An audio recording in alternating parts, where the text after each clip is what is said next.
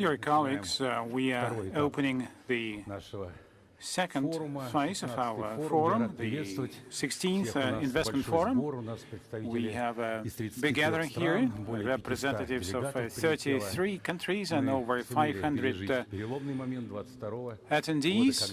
We were able to overcome the changes of 2022 when the composition changed, but it is for the better, actually. I welcome a big delegation from China, India, the Arab Emirates, Southeast Asia, Africa. So very much welcome. You are all very much welcome. So we come to the second part of our today's event, which consists of your questions and our answers, and we will be waiting for the President to come. The President, despite his other conflicting event, Mr. Witkoff came for talks. Still, the President confirmed his participation here. And even if we are going to have some adjustments for such an important thing, we would be accommodating and welcome that. We do have a very representative panel here, which has been with us for some years now. We'll start with Elvira Nabiulina, the governor of the Central Bank of the Russian Federation, Maxim Oreshkin, deputy head of the Russian President's administration, Maxim Reshetnikov, Minister of Economic Development, and Anton Siluanov, Minister of Finance of the Russian Federation. Now, I don't think you can find a more professional complement of the panel. So you know that our part one was a panel and very interesting Q&A. We know that there are still more questions waiting from the audience. So please raise your hands and name yourself, who you represent, and who do you want to ask a question from among the panelists. So, okay, please come forward. There you go.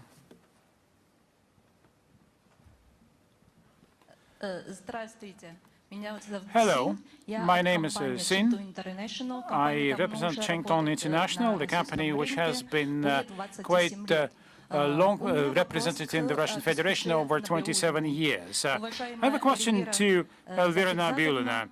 Dear Elvira Sahibzadana, my question is as follows. Are you planning, or does the Central Bank of Russia and the financial institutions plan any additional measures to simplify the procedures and create new financial instruments so that the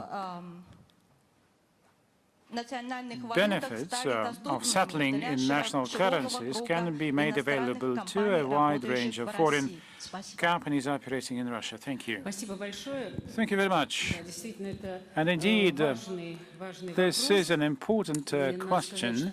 And I should say here that not only do we have plans, but we already are taking practical steps for that. And this is seen in numbers, in the figures. We are trading in national currencies with some of the countries. With some countries, the share of settlements in national currencies comes very close to 100%. Of course, you have waves of sanctions, after which there may be some restrictions and complications, but we are monitoring the situation, and we are monitoring the time for settlements and the commission fees that our companies have to pay for such settlements. The denial rates as well is under control, and the methods of payments can still be found, different methods of settling, but mostly in national currencies. If you take numbers, the share of the ruble, our national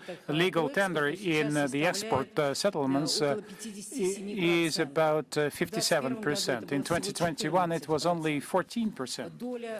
The share of the Russian ruble in the import payments is about 55% compared to 28% a few years back. Now, what were the policies taken? The non-residents of a number of countries, especially friendly countries, have direct access to the sales of ruble in the Moscow exchange. So foreign companies have the opportunity to use ruble assets. We are also promoting the use of digital financial assets, and in some pilot regime, we provide the opportunity to make settlements of foreign trade also in cryptocurrencies. And we do support diversified channels of settlements. And thank you very much for your question, because this is a very relevant question for businesses to support trade, but also investment, so that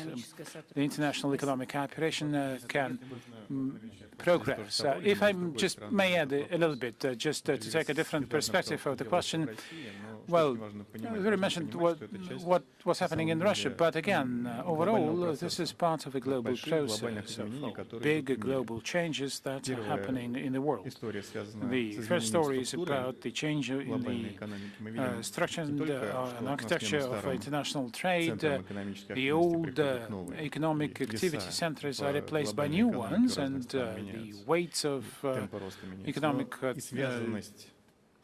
life are changing, but also we do see the growing role of the global south, and the economy, which was Western-centric, is becoming more multipolar, not only in terms of geopolitics, but primarily in terms of economics. Other countries are taking the lead, and the linkages between them are becoming more and more consolidated, which also brings new instruments to support such a growing trade. And the second big trend is the phased decline of the traditional Western system. And Vladimir mentioned that such words as crypto assets and others, but digital assets and, of course, traditional instruments do play a role, but the global Western-centric model of Western hubs, etc., is being replaced by new models. The final model is still mushrooming, but the digital assets will play a bigger role. And this is a global trend, and Russia is at the forefront of such changes. So on the one hand, these are the forced changes, but thanks to its competencies, to its technological competencies and the financial institutions, we are at the forefront of such changes, which helps us to overcome the difficulties. But on the other hand, we are prepared to a world which is being shaped around us. Perhaps I can also contribute to that discussion. Our colleague from China asked a question about settlements, and indeed Russia suggested and offered during its presidency in BRICS an inclusion of cross-border settlements as an item on the agenda. We do have financial institutions in BRICS. We do have understanding how this system can be construed and based on the digital financial assets. And such an opportunity to make settlements without any influence from politics or institutions that can help conduct payments would be of benefit to all of us. So maybe we can come back to that idea. And I think that would benefit all the participants of our association of BRICS. And I think such exhaustive answers are really good. But perhaps you missed one point, that you need to put all the settlements through VTB Shanghai or VTB as a whole. That's important. Okay, next question. There you go, please. Who was next?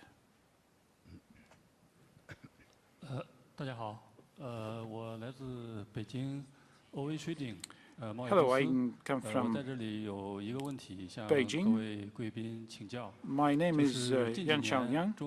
There is a Beijing trading company, and in recent years, Sino-Russian trade and economic ties have consolidated and expanded. However, all participants are concerned about the uncertainty of the political situation in the world. And in this regard, do you think that trade and economic relations can develop, and how to make them stable in the longer run?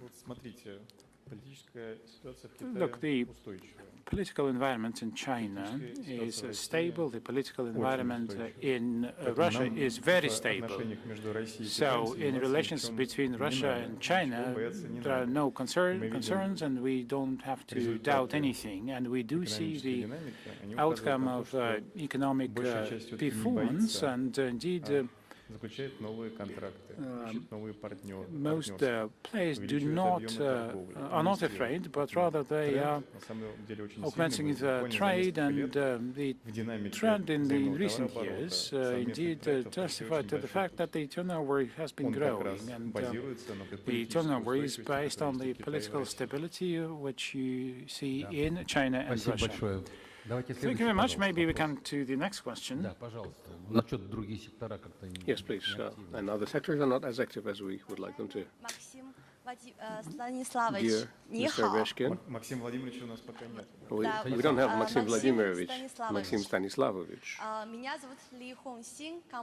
My name is Li Hongsing, representing the Molnier company. I have two questions for you. Question number one, the course towards digital sovereignty and import substitution stimulates the emergence of domestic IT solutions. At the same time, special potential is seen in the development of not just analogs, but globally competitive, integrated or comprehensive platforms that can become an export product. And in that regard, what is your assessment of Russia's prospects in creating and exporting such comprehensive digital solutions that would combine financial, economical, technological issues so that they would strengthen economic and technological cooperation with your key partners, for example, with China? If you look at the BRICS countries, China, India, Russia, you will see that we all have very strong competences in digital solutions. That allows us to dominate with our solutions on our domestic markets, but also to actively explore other markets. Russian companies that provide urban services, trading services, platform solutions of that kind, they have been present not only on the Russian market, but they have been very active on the global market as well. We have certain competition between Indian, Russian, and Chinese solutions, but that's good, because that keeps everyone in shape and allows us to build even more competitive solutions. Whether such competitive solutions are available in Europe, the answer is no. You know, marketplaces in Europe that are world-known? No, you don't, but you know the Chinese one and the Russian ones. And who are the leaders in exports of IT services? India is the leader in that sense. We have competences there. You need to realize that. And you started your question with the word sovereignty. In today's world, sovereignty is one of the key things. State sovereignty, public and cultural sovereignty, and economic sovereignties are very important. And of course, contemporary platform solutions in the economy are the basis for future both economy and sovereignty. And the solutions that we have and the cooperation that we have, which allows us to share our experience and operate on each other's markets, that's very good, because it's clear that our solutions will be the leaders and our companies will be the leaders. Thank you. Somebody has been trying to get, and there was a second question from the same speaker, Mr. Kostner. Yes, of course. Yes, there is a second question for Mr. Oreshkin. We are observing how digital ecosystems that are born in one country become successful in other countries, as you've put it.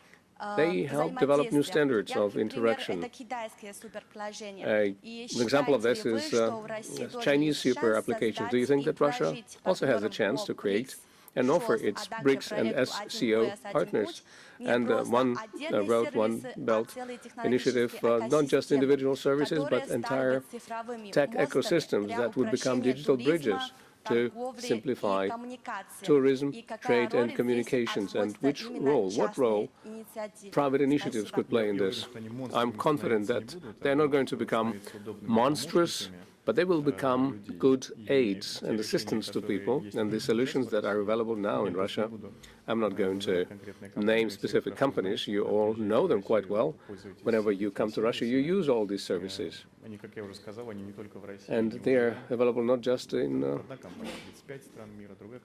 Russia. One company can represent 10 countries of the world. The other can be present in 35 countries. I would not want to attract the attention of our Western friends to this, but they are well present around the world, and I'm confident that in finance, in urban services, and in other areas, we have produced very competitive solutions. And whenever Russia comes to third countries with these solutions, we are offering not just these solutions and make people use them, but we are ready to share them so that third parties could also have sovereignty with the use of these solutions. That's our principled position. We want to work towards making life in these countries better, but also help them develop their sovereignty, because we understand better than anyone else that sovereign partners are the most reliable partners for the long haul. And China has its sovereignty, so does India, and other countries too. And we see that the most recent events have demonstrated that these are the countries that are the most reliable partners. Thank you very much. Thank you. Who's next? Yes, please, go ahead.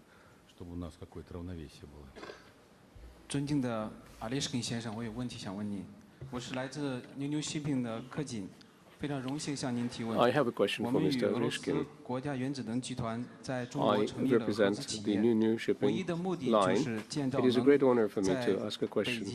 Together with Rosatom, we established a joint company that are capable of sailing the Arctic all year round.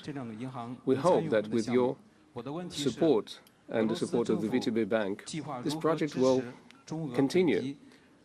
How is the Russian government going to support the development of navigation between Russia and China in the Arctic? This is one of the priority areas that is being implemented in Russia. This is one of the national projects. This is not only logistics-based. This is also about the development of Arctic cities, about developing the economy of the areas that is located along this trans-Arctic corridor that goes from St. Petersburg to Vladivostok. Mr. Shuvalov plays a very important role in this. He's sitting over there. They help develop the basis for this trans-Arctic corridor, and so does Mr. Reshetnikov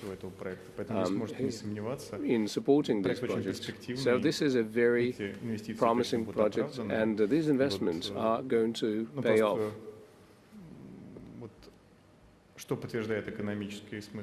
And a confirmation of the economic reason for this is this. I was recently at the G20 meeting in South Africa, and I was approached by my counterparts from the unfriendly countries, and the topics that we discussed demonstrated their interest in the development of the trans-Arctic transportation corridor, because that is going to change how cargo flows are going, and I'm sure the investment that have been made are quite promising. Thank you. Who's next? Yes, please. Over there. So you're going to be number 7 then? Respected panel, I'm Ankur Goyal, CEO at Square Up Capital Partners. So my question, there are 2 questions to the entire panel I would like to ask. First, when can we expect the on-ground BRICS policies where the private entities, especially the small and medium-sized enterprises, can participate in the different schemes and the policies of the other nation and can take the benefit in terms of the mutual cooperation? And the second question to the panel is regarding the dispute redressal forum to resolve the issues which small and medium enterprises faces while dealing with the other nations, And if there could be a mechanism which can resolve the issues like in a 60 or 90 days timeline, what do you think so, and what is your opinion on the same? Thank you very much.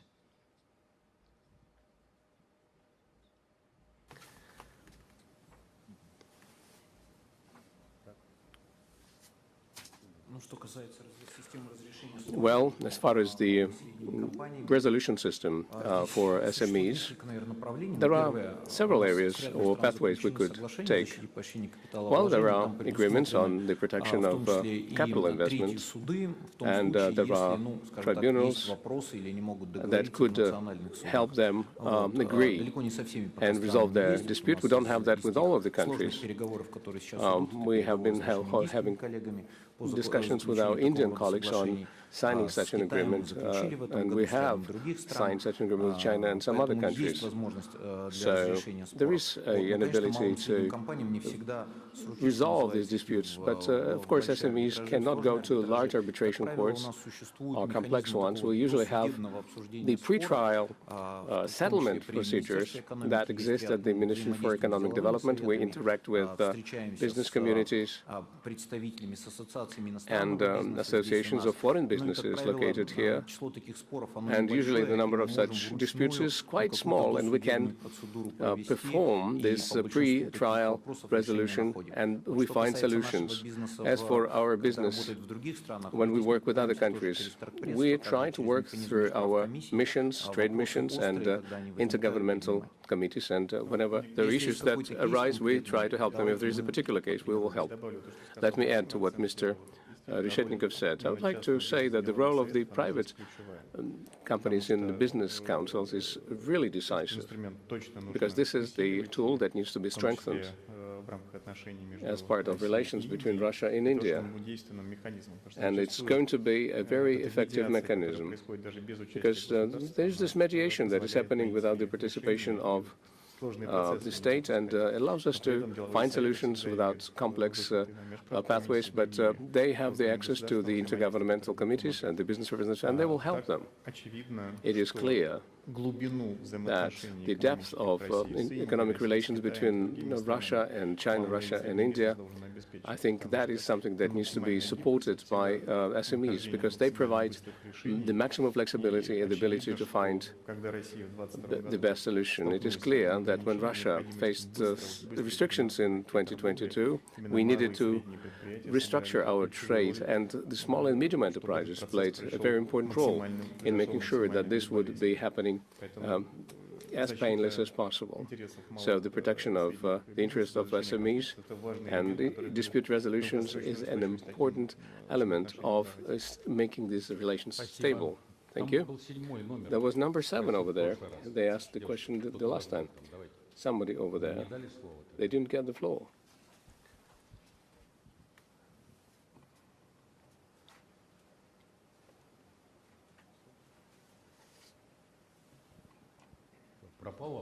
No question? And so did the microphone has disappeared. Okay. Okay, people are raising hands. And make sure that we have the ability to give everyone the floor.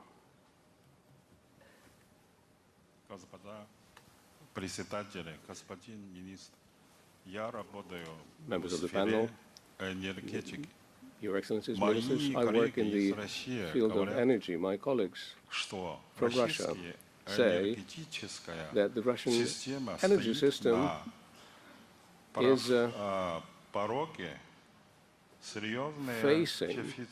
is on the verge of a serious shortage of generating capacity. We know from history how large-scale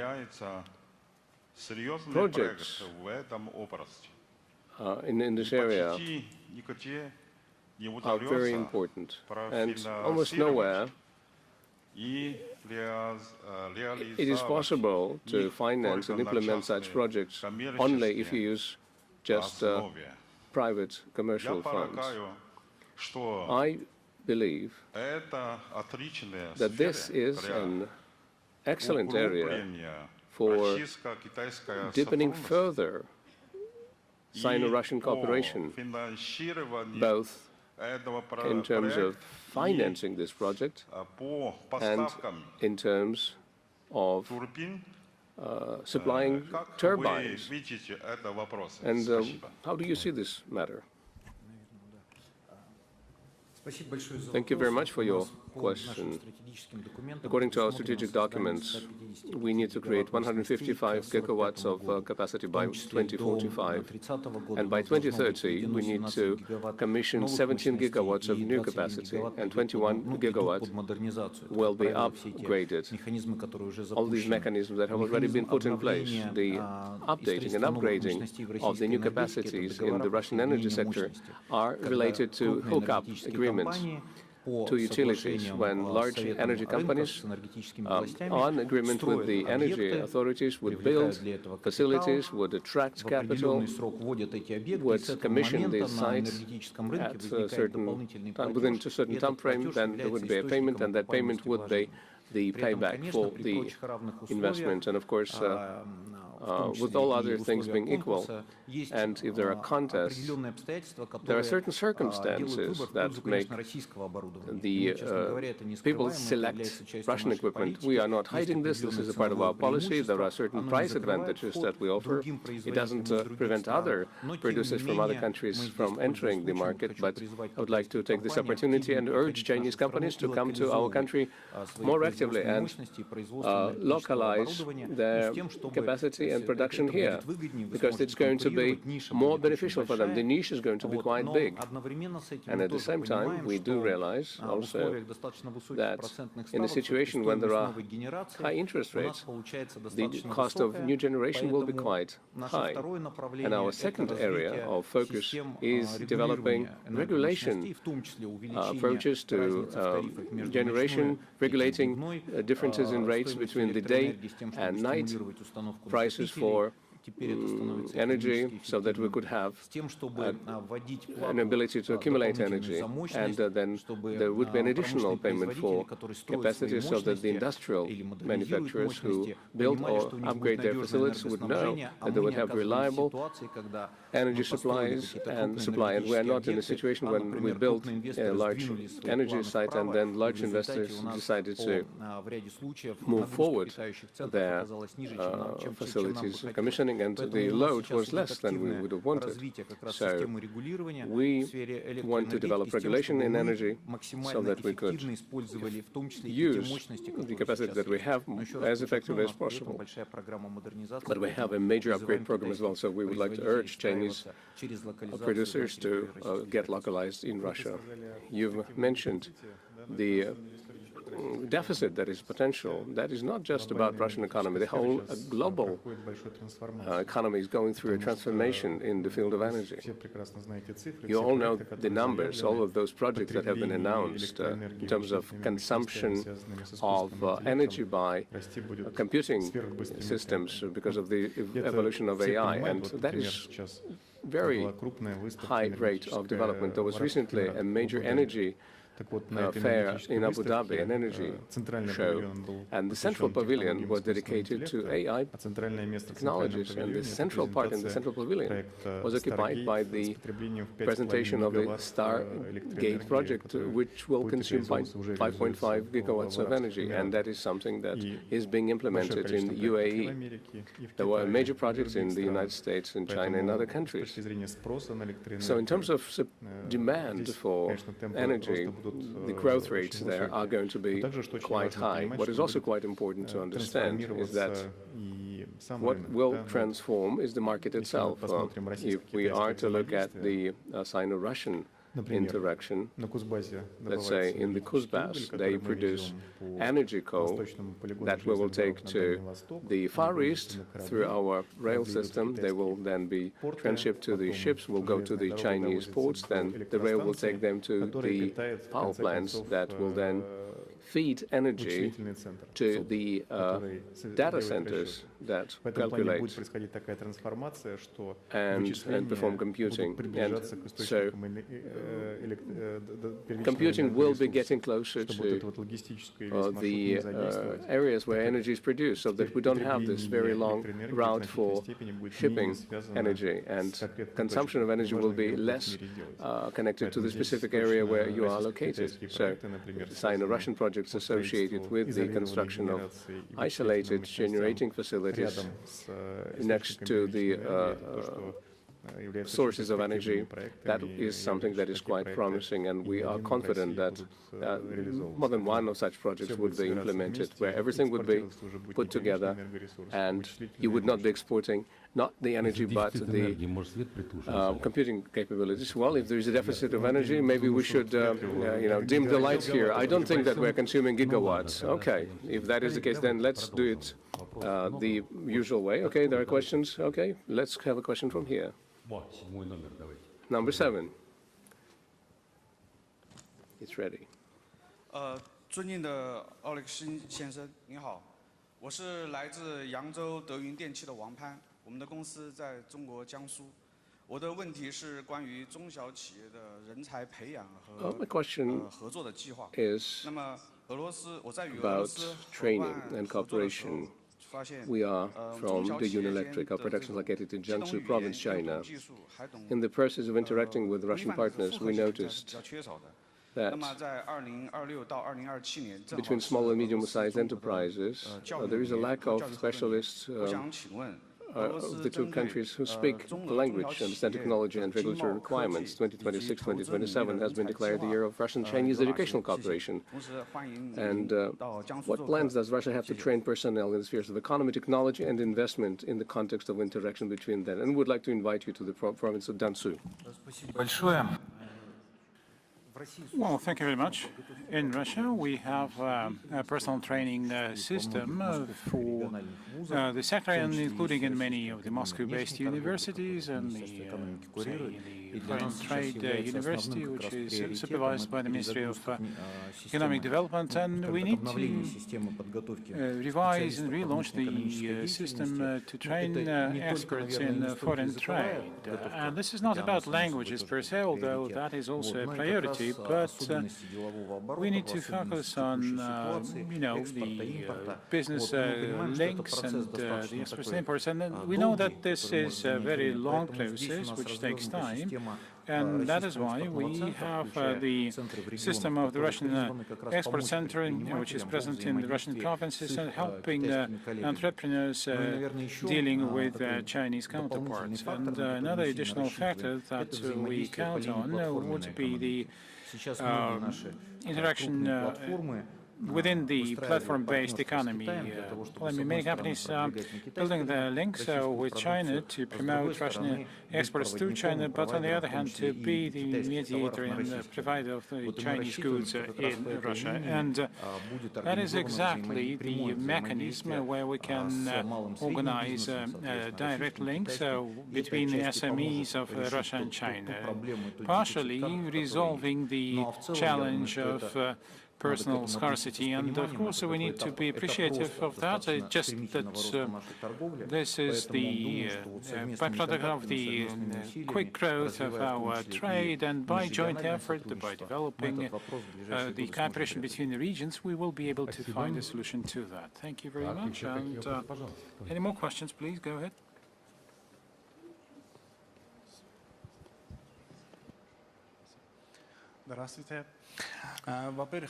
Hello. First of all, I would like to thank VTB for the wonderful organization of this event. I have a question to Anton Germanch and Elvira Sahibzadovna. Mr. Minister and Madam Governor, the business people and partners who are coming to Moscow are really surprised by the wonderful infrastructure in the country, and there are no signs that the country has been fighting a heavy war for the 4th year. Russian partners explained this by saying that the war is actually being waged on commercial grounds, and the government does not withdraw resources but buys them, preserving the market economy. What economic policy decisions do you consider to be key to maintaining the economy's sustainability in such circumstances? By the way, I did not introduce myself. My name is Amir Nikipur, director of the Iranian Trade Center in Moscow. Perhaps I should start. So the question was actually to me. And to me as well. That is a question about budget, as far as I understand. You know, you mentioned that everything is booming here. Moscow, well, Moscow is a separate story. Indeed, it is booming. But anyways, in any circumstances, it is not only Moscow, but other provinces of Russia as well is progressing. If you come to another province or the capital city of that province, I assure you that you would also see roads being built, infrastructure being developed, enterprises working. Everything is all right. Why? It is thanks to stable finance. You asked the question to me and to Elvira, and indeed, we are working on a balanced budget, and we are working to really find the destinations of fiscal spending so that our economy would be growing, so that our people will be getting richer, so that we can help those who are in need, and so that we can also support new technological developments. But the main goal of the Ministry of Finance, on top of everything else that I mentioned, the main goal is to make sure that the budget would be the foundation of a stable economic situation. Now, indeed, we used to enjoy growth rates of more than 4% in previous years, and in the previous years we had very good fiscal stance, and also for the 5 years to come we also had a good budget with its primary budget, and that is actually the framework to resolve the tasks set forth by the President, the geopolitical ones and the economic ones and the national development goals. And most importantly, you need resources for all of that, and of course Moscow and provinces are getting richer. And like you said, flourishing. I should probably compliment Anton Germanovich here. I believe that the key factor was that the economy of Russia demonstrated its good capacity to adapt to such negative external circumstances as sanctions and restrictions, and that main factor was the economic nature of our, the market nature of our economy, and businesses were able to adapt. That was the first key factor. The second one was that we came to those circumstances with some accumulated fiscal, banking, financial resilience. We had a margin of strength that we could have used, and you probably know that lending was on the rise in all those previous years, and yes, because of inflation we had to to bring up our policy rate, but investment was growing quite substantially in recent years, and this financial resilience and adaptability of the economy were important and need to be preserved. And the tasks ahead of us, and I'm sure that together with the government, we as Central Bank will ensure the price stability, of course, there are no doubts about that, but we need also to be able to grow at high rates. And this means productivity growth and investment which is being made now. We welcome, the investment from Russian investors and foreign investors, investments from whoever is willing to do so, but we need to prioritize and, to give priority to the sectors that do provide the biggest return on investment. And this is what we are working in unison with the government. Do you want to add something? Well, I think Elvira actually mentioned everything. And the idea was to preserve the market nature of the economy, and that was important. We preserved the openness and the freedom in foreign trade activities. In 2022, some people were saying, let's identify some, special importers and exporters, but we were flexible enough, and that really ensured our adaptability. There are certain concerns, and we need to, improve our property rights protection, but the system indeed is working. We do have such protection, and any disputes are being resolved. And overall, this is the basis for our going on, and but that basis needs to be fine-tuned all the time. But we welcome domestic and foreign investors, and their rights are properly protected in Russia. We had a customer who wanted to be a specialized or the sole importer for bananas, but that never happened. Maybe the Ministry of Economy was against that idea. Okay, let's move on. And who's next?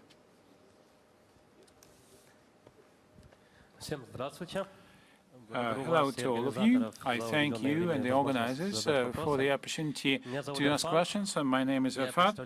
I represent the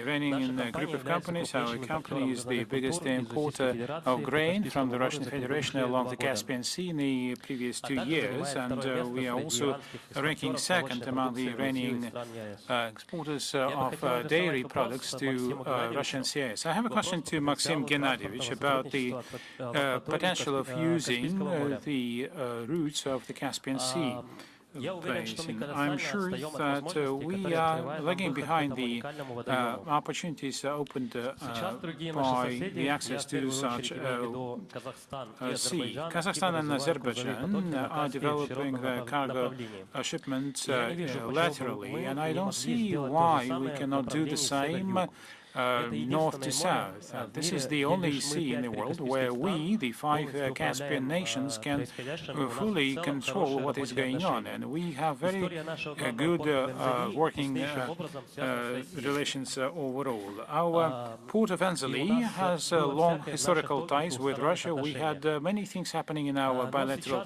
history, but I'm sure that the transport capacity of the Caspian Sea is far from being fully implemented. And the same is true about the cruise travels in the Caspian Sea. What is your take on that? Well, the north to south corridor is one of the priorities of the Russian government, and we do a lot both in the Caspian Sea, including to deepen the approaches to the port of Makhachkala. We are building a new port in Astrakhan region in Ustala. There are some work on the new berths being done. We want also to deepen the Caspian Canal, and the Iranian investors are present in the Lotus economic zone in Astrakhan. So there is enough development going on. But do we have enough fleet? And this is our common task, I think. And there are also opportunities to collect cargoes from the whole of the Volga-Kam territory. We have the idea of building dry ports and to make transshipments, and I'm sure the additional impetus will be provided by the special economic zone with Iran, which started its operations this year. But I'm sure that we have not untapped the full potential of our bilateral trade. We also develop our railroads, the western approach through Azerbaijan, for example. Importantly, it is built proper section construction of the railroad, and we have an intergovernmental agreement on that to issue the intergovernmental loan to construct the road. The Iranian side is preparing land for such a railroad, and our side is already prospecting the lands and the possible route. The eastern way through Kazakhstan and Turkmenistan is already operational. Our partners there did a lot of work there. You know that the railroad, using that eastern corridor, will ship about 1 million tons of cargo. And that, importantly, we want also that Iran would rebuild its railroad infrastructure. Darabas is the entry point in the shore of the Caspian Sea, but we also welcome the development of the Chabahar port, where Indian investors are engaged, and Iran hopefully will complete the work there, and we were expecting a railroad going from that port, and that is going to provide a network that we can fully use, and we need also to work on to use electronic document flow to mutually recognize the ways of bill, and the Russian side is doing a lot and everything which is required for that. And this is a project which even financially is supported on a priority basis and fully. Thank you. So please.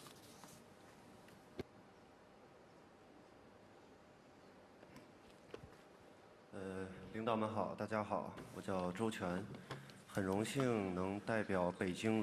my name is Zhou Chen, and I'm happy to be able to represent here Beijing Transportation Company.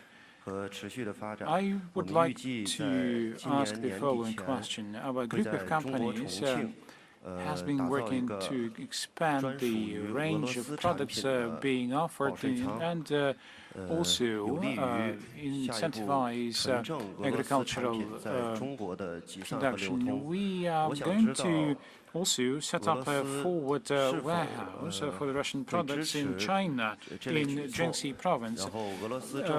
How much this initiative can be supported by the Russian government? And do you think that the Russian government can issue proper instructions for that?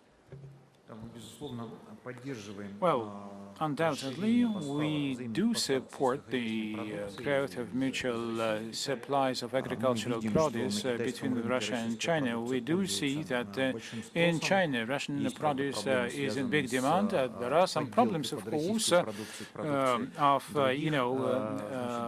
Russian products are faked because we're talking about premium agricultural produce. But that is why we welcome the establishment of good infrastructure, warehousing infrastructure. So we are prepared to work with you, but please formulate your questions and your requests and pass them on to us, and we can work on that with you bilaterally. Thank you. Yes, please. We do have a lady there? My name is Emmanuel Kide, and I'm the honorary president of the French-Russian Chamber of Commerce. I have a question for Maxim Stanislavovich, but it concerns all of you, actually. So you may answer to all of you. French companies were historically one of the main investors in Russia and employer also. Many of them continue to operate despite many pressure they received from their own countries. Today, there is a risk of Russian central bank assets being seized in Europe. And such action could lead to measures against European companies, the same that choose to stay in Russia and to invest their own fund and also their trust in the country. It would mean the consequences would be big for Russia, actually. It would be big for European companies, would be big for the French companies. We would disappear, we would leave Russia. But it would be big for Russia. it would be no more investment for the next 50 years. It would be consequences for the next 100 years for Russia. You have an ambitious goal of technology sovereignties, and achieving them requires, of course, also foreign technology. And actually, we need each other. We need Europe needs Russia, Russia needs Europe. And my question is, how can such a lose-lose scenario could be avoided? Ну, это первый вопрос к вам и к европейским политикам. Actually, the question goes rather to you and the European politicians, because when you're looking at the policies of Europe, I mean, your hair is raising. You're saying that European politicians are exerting pressure on the European business. This is just, you know, the Wild West. And I mean, it's been so bad in the last few years, but still there's more and more pressure coming, and all those discussions about, you know, the taking the sovereign assets away. I mean, I talked to some leading global investment funds in Arabia. I mean, they all were pretty much concerned when the Netherlands actually nationalized the Chinese invested company, and that actually undermines confidence. And you mentioned that there are still economists who do appreciate the consequences. Madame Lagarde today or yesterday actually mentioned that there are different schemes of using the assets would be as the money issuance, and that would totally kill the European economy. And you're saying that, you know, Europe and Russia need each other, but from what we see in recent years, Europe needs Russia more than Russia needs Europe. Russia really is finding natural relationships with other partners like India or China. We do see growing trade and economies. We do deepen our technological sovereignty, and we do enter into various partnerships. I think the problem is in Europe. And there will be no such problems when Europe recognizes that the problem is in itself and in its policies, and will be changing the policies. Ms. Nabiullin wanted to add something to this. Right, that's right. Look at Russia's policies regarding French companies. I think Mr. Reshetnikov has met several times, and I have met with the companies that continue operating on our market. No one is pressuring these companies in Russia. If the companies are carrying out proper business and are developing, implementing projects, moving forward, and there are no problems for them. Russian economic authorities realize that the economy depends on companies that create new products and promote them. European authorities have forgotten about all of this. They live in a mythical world, and the numbers we see regarding their public finances demonstrate that. Maybe Mr. Siluanov can join in, and he could say that Russia doesn't want to be like France with a 6% deficit and a debt exceeding 100% of the GDP.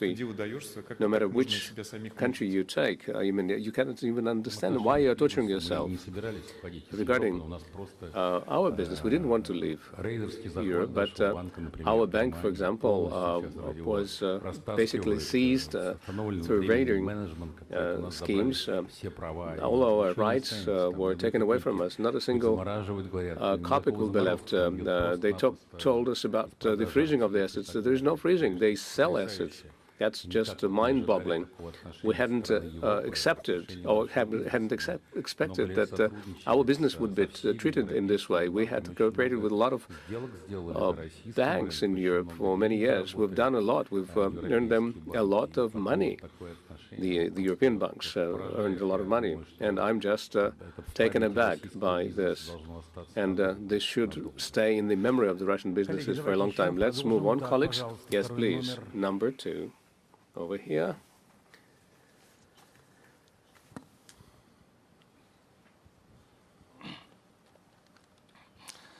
Dear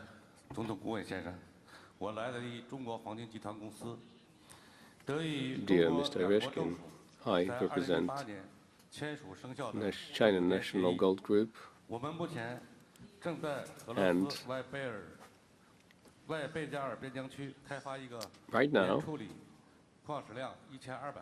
in the Transbaikal region, we're implementing a project with the annual ore processing capacity of 12 million tons and an annual gold production of 6.5 tons.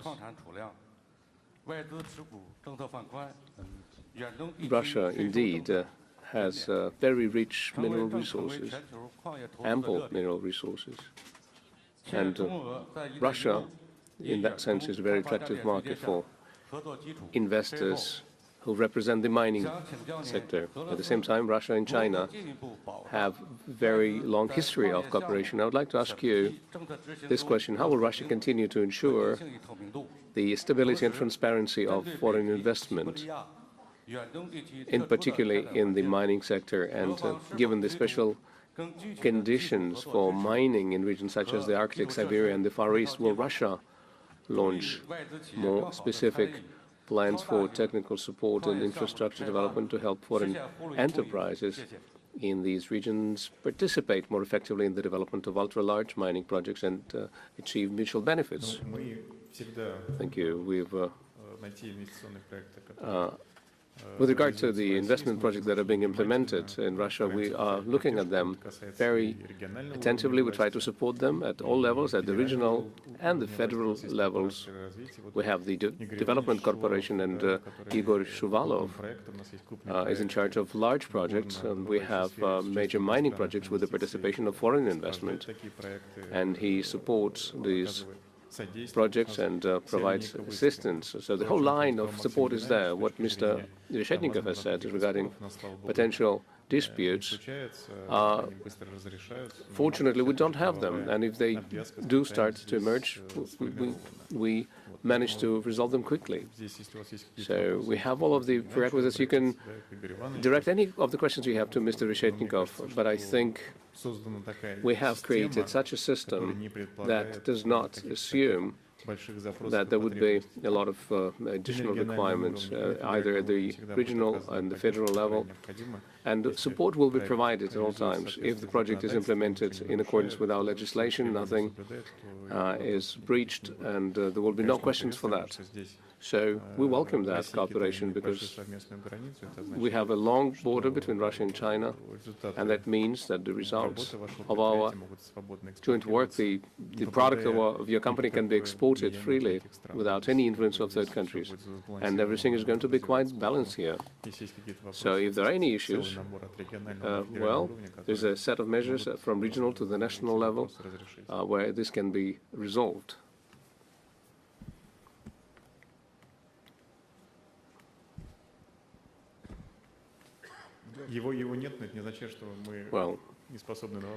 Well, he may not be here, but it doesn't mean that we are not able to answer questions. Okay, the lady over there. Are there any questions? I think we can stop right away if there's a need. There's no problem with that.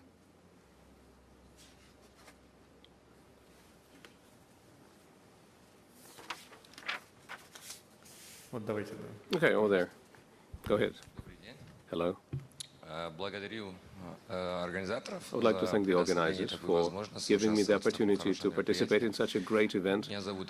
My name is Amin Heidarzadeh. I'm from Iran. I am CEO of Ricoflot, and the company is a logistics and grain trading company. If I may, I would like to ask the question and direct it to the minister. We are really closely monitoring the dynamics of the Russian economy. We have seen how Western capital has been flowing out since 2022, but we also saw the strength of Russian business, which quickly occupy the vacant niches. Now, in 2025, everything looks like the situation has stabilized. So a strategic question, therefore, arises: does Russia see its future in just full reliance solely on national capital and domestic resources? Or, alternatively, is Russia still interested in us investors and partners from friendly countries also entering the Russian market and taking part in its growth? Perhaps there are already specific decisions that are aimed at creating conditions for us, taking into account the sanctions that exist and the international situation, something that will allow Russia to once again increase the share of international capital in its GDP. Thank you. Thank you very much for your question. We don't have any problems with the Iranian investors or with friendly countries. We haven't had them, and we don't have them. Indeed, entrepreneurs from those countries that had introduced sanctions against Russia have left the country. In some cases, they did it on their own volition. In other cases, they were pressured to do so by their governments. But that was their choice. And the companies that wish to continue working here, they continue doing so.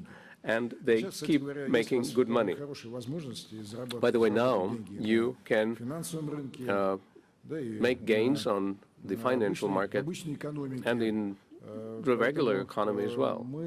That's why we are quite interested in this type of investment. We welcome inflow of investment from any country. We even have a decision that is in effect this year. If investors invest in our economy, no matter what country they are from, they will have no issue whatsoever with repatriating the income or margins they make here. That's the arrangement we made. A decision like that has been made. So we have been supporting foreign investors. We are creating conditions for them that are similar to the ones that we provide to our own companies. We provide structural support.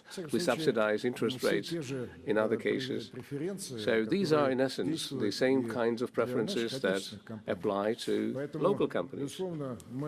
And therefore, we are very much interested in making sure that our companies develop as well and do occupy the niches that had gotten freed up by the companies from unfriendly countries. But we're always in favor of good competition. And yes, ladies and gentlemen, the President of the Russian Federation, Vladimir Putin,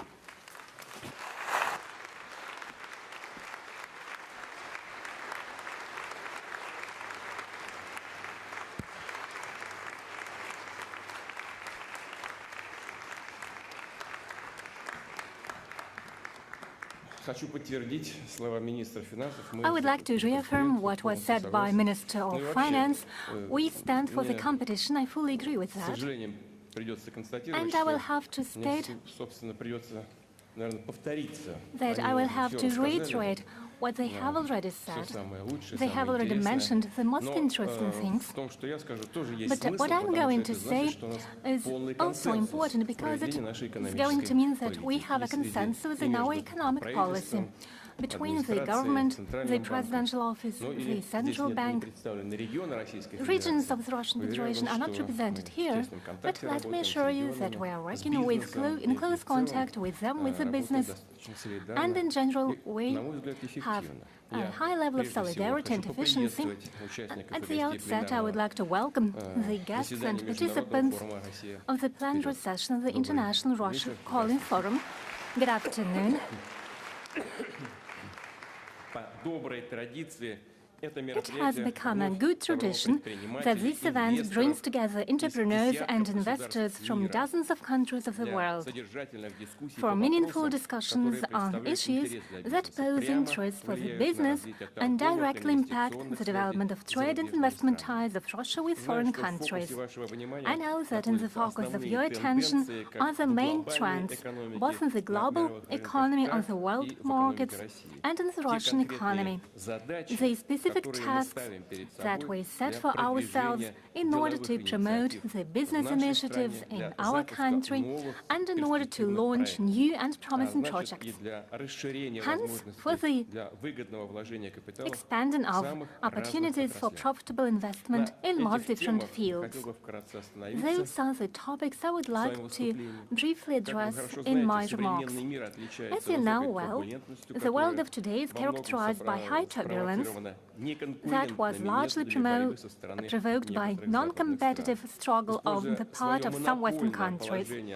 Using their monopoly on certain markets in the field of finance, they impose illegitimate unilateral restrictions and thus seek to exert pressure on sovereign states pursuing independent policy.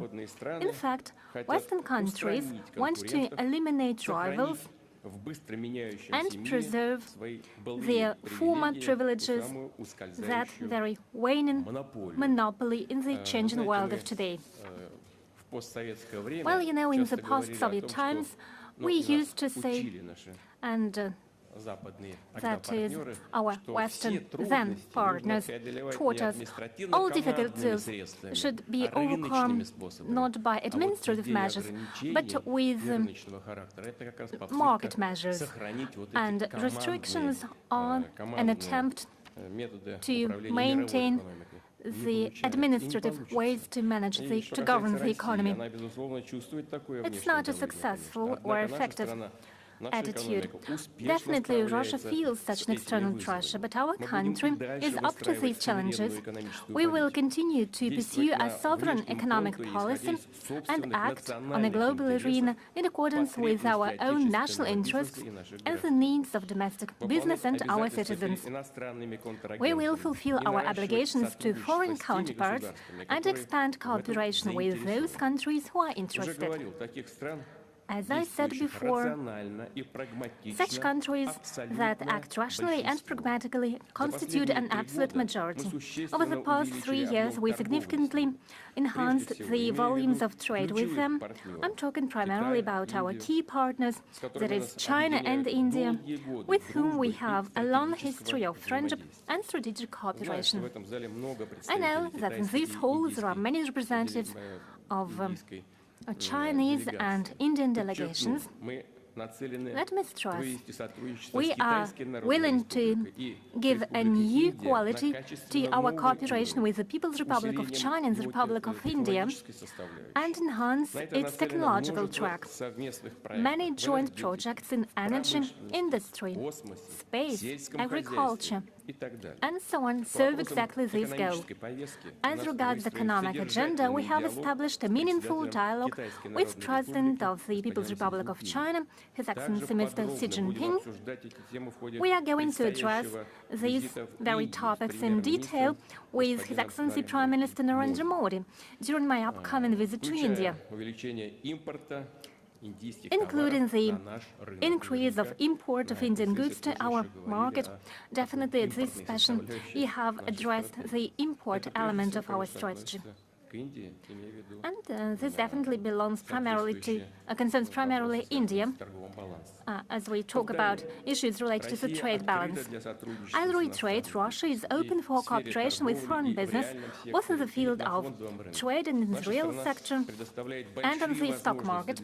Our country offers big opportunities to entrepreneurs and investors, and stability of major macroeconomic indicators guarantees the stability of such work. For example, we have the unemployment level at a record level of 2.2%. Well, probably I'll have to reiterate what was definitely already mentioned here today. 2.2%, that was the level of unemployment in September, and it is low not only for Russia, but also for most large economies of the world. the situation with the public finance remains stable. We have taken timely decisions concerning both the income and the expenditures of federal budget. At the same time, we in full measure financed the key priorities. Those are social obligations, defense and national security, as well as our tasks related to the achievement of national development goals. The budget for the upcoming 3 years was designed so as to decrease the impact of foreign risks and enhance the share of non-oil and gas income, and it observes the budget rule and demonstrates a moderate budget deficit. Well, look at some countries. The European Union, for example, we plan 1.2% for the coming years. Let me stress, you've definitely already mentioned the sovereign debt of Russia. It is at less than 20% of GDP, and it's one of the lowest indicators in the world. We continue to pursue a balanced and responsible budgetary policy. We take consistent decisions as regards monetary policy, and we managed to achieve a slowdown in inflation. Let me stress, it was a key achievement of this year, while in March we had a double-digit inflation.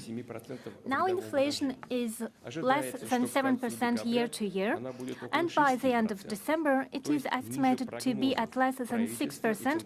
That is lower than was forecast by the government and central bank. Our experts now calculate, taking into account various parameters, but in general it looks as I have just said, and we hope this trend will maintain. At the same time, there is the slowdown in economic growth over the past 9 months. The GDP of Russia has grown by 1%. In the third quarter, the growth of GDP was at 0.6%. Year to year, we estimate the GDP to be at the level of 0.5 to 1%. That's what we expect when the central bank set the key rate. At the same time, there are certain imbalances. In some industries, the output in this year not only didn't increase, but decreased. Are we satisfied with such trends? No. I'll remind you that in December, the government and central bank were given principled tasks, namely to ensure a transition to a balanced growth model, to preserve a low unemployment level and a low inflation level, and at the same time to effect structural transitions and changes in the economy, with the goal to reduce the share of grey and black market and enhance its compatibility. We'll discuss it in more detail in 1 week at the session of the Council on Strategic Development and National Projects. Primarily, we should seek a great investment growth and invest in the development of production and services. We need to launch new projects in industry, agriculture, infrastructure, high-tech, tourism, and so on. Over the past 3 years, investments were growing at a very high rate. In 2022, they were at a level of 6.7%, 2023 at a level of 9.8%. In 2024, the growth of investment was at 7.4%. This year, the growth is more moderate, but in general, it remains positive growth. What's the main reason? In some economic sectors, there was a decrease in the profits of the companies. That is, they have fewer funds for investment, fewer own funds for investment, and the price of bank loans, the domestic business used to finance its projects, objectively grew. Well, over the past years, our financial sector managed to readjust its work. It substituted the unreliable foreign sources of investment with the domestic ones. As a result, the foreign debt of domestic companies in the field of the real sector was reduced twice. Well, there were real worries at the first stage, but was our industry and our business up to it? Yes, they were. Thanks to the timely regulatory actions and the resilience that was accumulated, the Russian banking sector is working in a stable manner. In 2022, We had a close to zero financial result. The profit was at about 200 billion rubles in 2023. It was at 3.2 trillion rubles in 2024, at 3.8 trillion rubles, and according to the estimates of the Bank of Russia, in 2025, the banking sector will have a profit of 3.2 to 3.5 trillion rubles.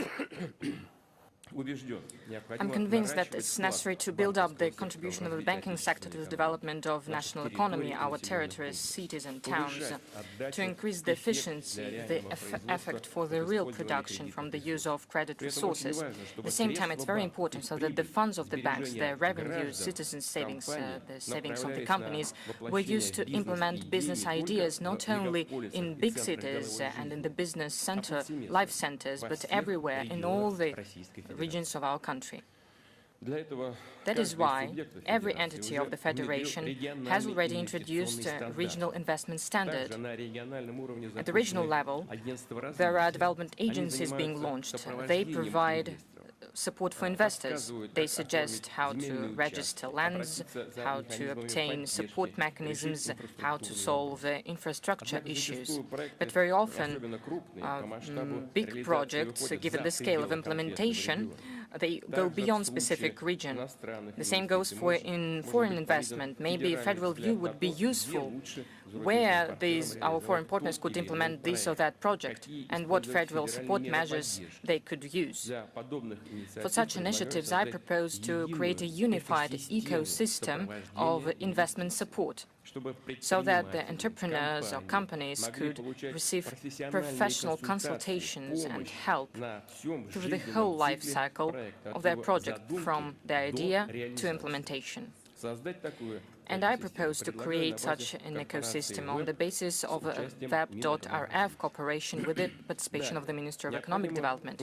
Going further, it's necessary to strengthen the role of the stock market as the source of funds for investment, given that the interests of the citizens and institutional investors to our stock markets is at a high level.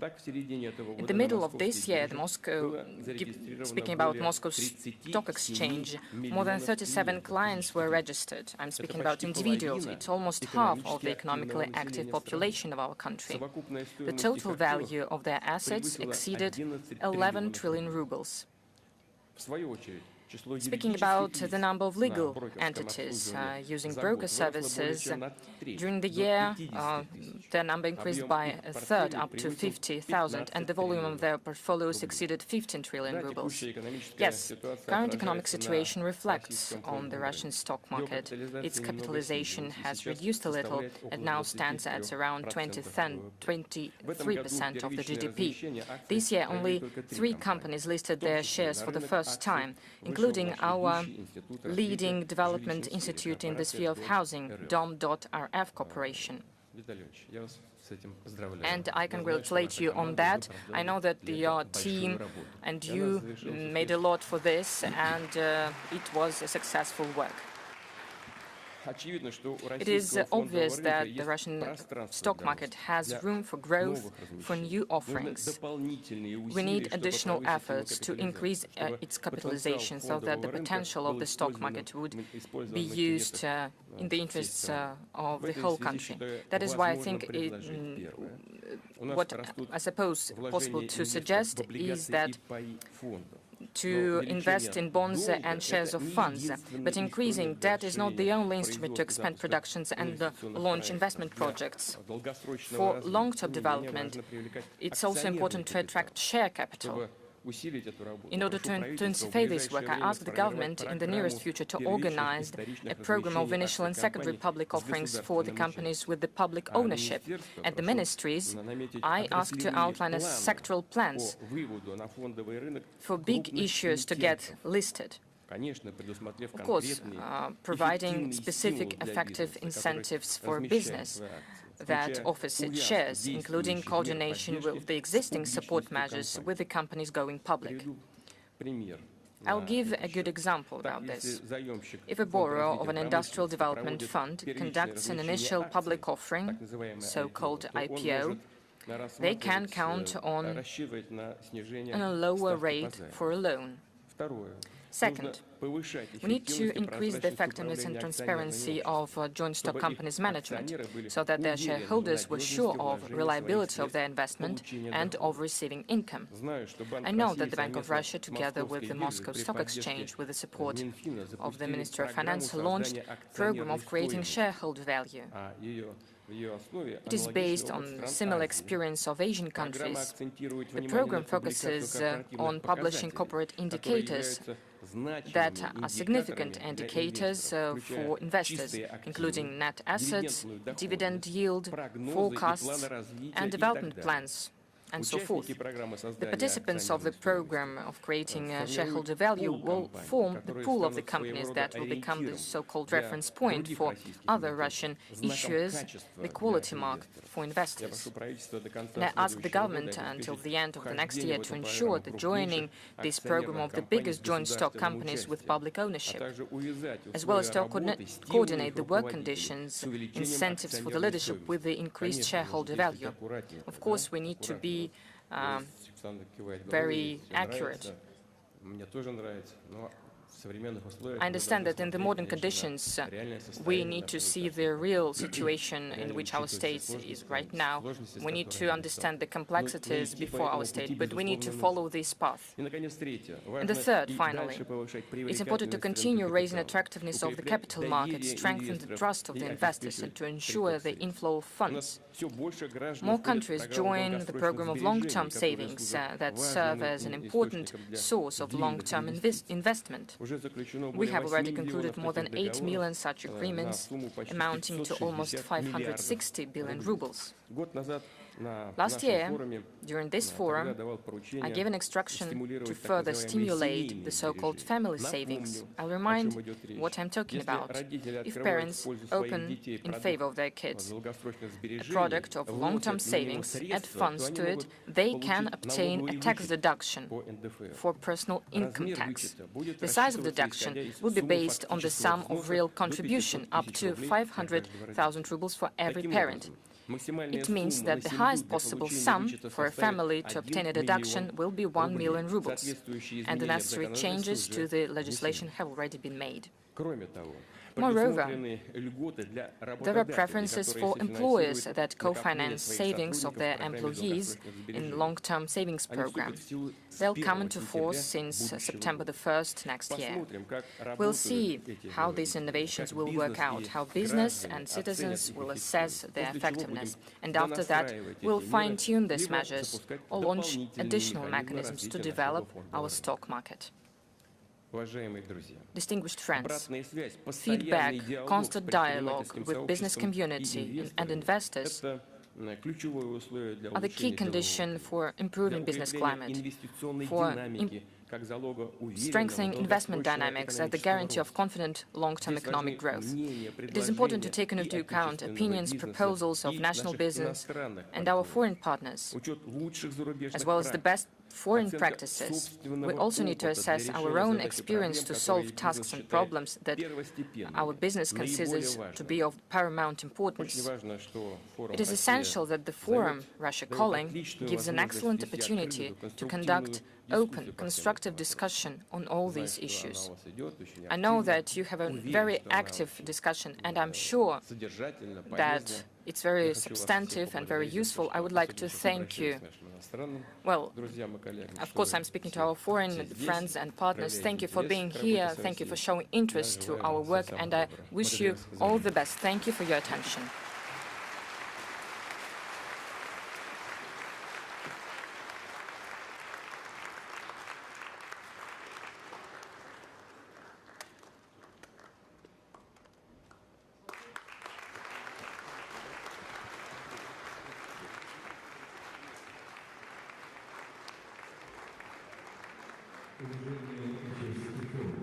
Participants of the forum, the plenary session is over.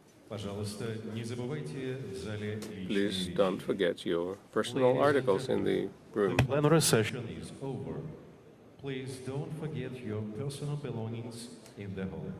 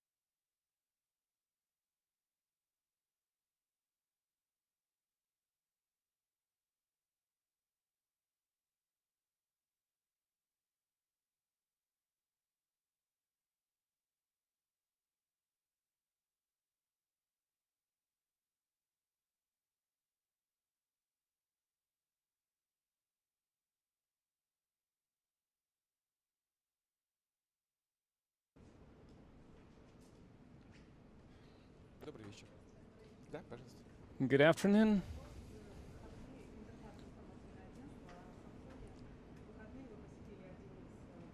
During the weekend, you visited one of the command posts of the Russian armed forces, and you discussed the capture of the city of Krasnoarmeysk. Is it fully controlled by the Russian armed forces currently? Well, great significance was given to the city both by Ukrainian and Russian army, and it truly holds a great significance because this town is not just an infrastructure hub that holds a lot of communication lines with other regions, but the most important thing is that overall, using the military lingo, it's a good springboard for accomplishing all the objectives that were set in the beginning of the special military operation. So from this springboard, from this area, the Russian army will have a convenient platform to continue to advance along all the directions, along all the most promising directions in the opinion of the General Staff. That's why for the Ukrainian army it was one of the priorities in the Donetsk People's Republics, and the same also was considered by our armed forces along with other strongholds, and it is completely controlled by the Russian army, completely in the hands of the Russian army. Is the head of the center group of forces reported some days ago. And the reason there are still doubts, if this is true, well, if there are doubts, and we have already mentioned this, I have already suggested this. I suggested to your colleagues, to foreign journalists, even Ukrainian journalists, we are ready to provide this opportunity, to give this right to visit Krasnoarmeysk and to make sure to see with their own eyes what's happening there. Who controls the town? When we did this, when we suggested this a few weeks ago, Ukrainian Foreign Ministry gave a warning. They stated that they are against this. They started threatening journalists and so on. But currently, the Ukrainian Foreign Ministry has nothing to do with this, because this city is completely in the hands of the Russian armed forces. Of course, there is a certain danger in this regard, because the line of contact is very near and the drones are in the air. But Russian conflict correspondents, military correspondents work there, and I'm sure that those journalists in the West who perform their duties with integrity, and they want to deliver the truth to their audience, to their readers, about what's happening there, what's happening in Ukraine. I'm sure there are such journalists, so we will make everything to ensure their safety and security, and we are ready to show them around all the blocks, all the neighborhoods in Krasnoarmeysk. And the same goes for Kupiansk. Mr. President, hello. Just yesterday, Zelensky said that the Ukrainian armed forces are still in Kupiansk. What did he mean? Well, for several weeks now, Kupiansk is in our hands completely, in its entirety. I believe the leadership of Ukraine are currently busy with some other matters. They don't care that much about what's happening on the battlefields. It seems they live on some other planet. And when you travel so much begging for money, probably it's difficult to follow the recent developments in the economy or the front lines. As for Kupiansk, it consists of two parts. One part, the bigger part, the main part, the city center, it's on the right bank of the river, and smaller part is on the left bank. The Russian forces control both the right bank territories and the left bank territories in their entirety, completely.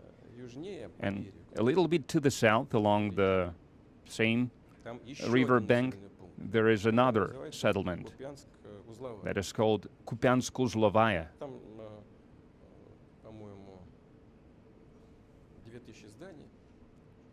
I believe it has some 2,000 buildings, and fighting is still going on there. Some 600 or 650 buildings are in the hands of the Russian army, and the Russian army keeps advancing. And I believe that in a few days we will capture this town as well, but it's a separate matter. And I would like to remind you that on the left bank of the river we have 15 battalions of the enemy blocked there, and the Russian troops started to eliminate this grouping of the enemy forces. You are going to meet with Steve Witkoff, who traveled here to talk to you. Basically, the negotiations are going on only with the American side. Why are the Europeans keeping silence? Well, they're not keeping silence. They were offended by being cut off from the negotiations, but no one did that. They did it themselves, because we maintain a close contact for some time. Then they cut off all the contacts with Russia at their initiative. Why did they do this? Because they now use this slogan of inflicting a strategic defeat to Russia, and I guess they still have this illusion that it's a possibility, even though I believe in their mind they understand that this possibility is a matter of the past, but they cannot admit this, they cannot acknowledge this, so they shut themselves off this process, out of this process, and now when they see what's happening, and they don't like what's happening, and they started hindering the current administration, the current US administration and President Trump, to accomplish something via the negotiations. So they refused to hold any negotiations, and now they are trying to stop President Trump from having any negotiations. Thirdly, they have no peace agenda. They are warmongers. Even when they are trying, allegedly, to introduce some changes, some adjustments to the President Trump's proposal, all these changes have only one goal in mind. They are aimed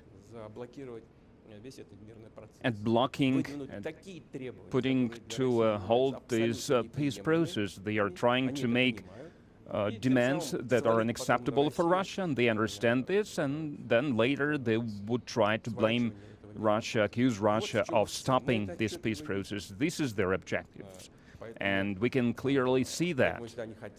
That's why, well, if they want to go back to the reality, considering the reality on the ground, then they are welcome. We are not against this.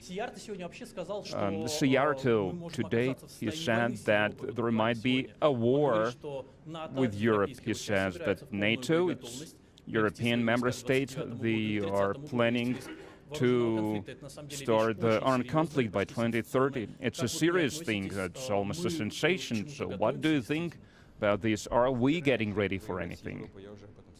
I've said that 100 times. We have no plans of fighting against Europe. But if Europe wants to fight and if they start this fight, then we are ready right now. There is no doubt about this.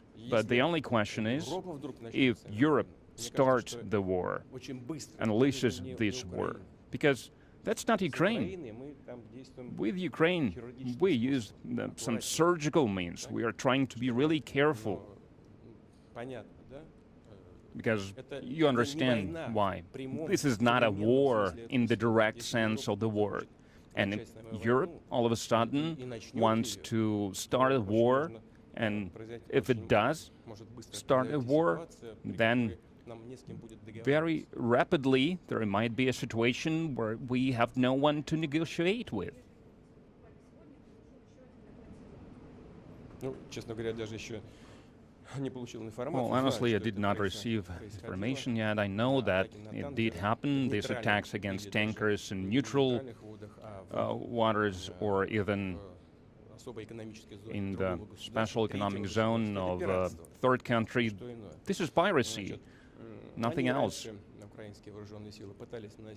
Before that, the Ukrainian armed forces tried to attack our seaports. We reciprocated. I would like to emphasize this. We reciprocated with similar strikes.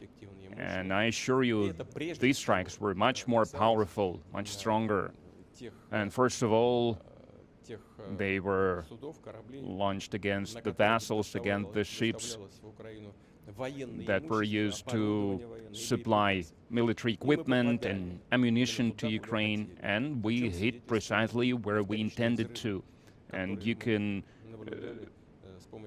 see it from the explosions that were caused by the strikes, secondary explosions, secondary detonation. And what's the Ukrainian armed forces doing now? That's piracy. What kind of response could be?